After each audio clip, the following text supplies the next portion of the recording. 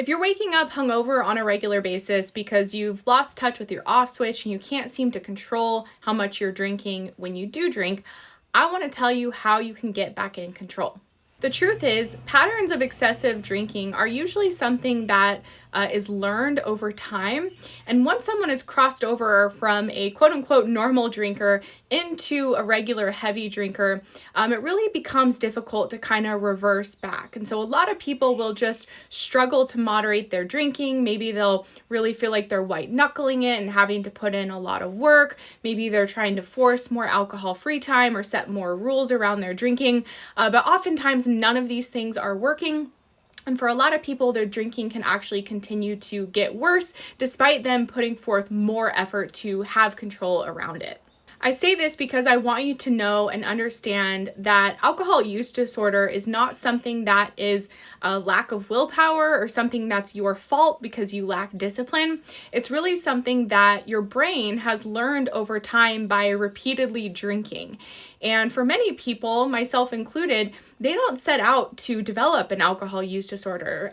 They really start out by just drinking because it's so socially acceptable. It's something that we do. It's fun. And before they know it, it's kind of crossed over from normal drinking into this compulsive drinking where someone lacks control. So how is it that you can get your off switch back and get to a place where you experience genuine control when you drink? So the key to getting to a place where you're back in control of drinking is really treating it at the root issue, which is actually inside of the brain. I mentioned that alcohol use disorder is a learned behavior, and it's something that is learned in the pleasure centers of our brain.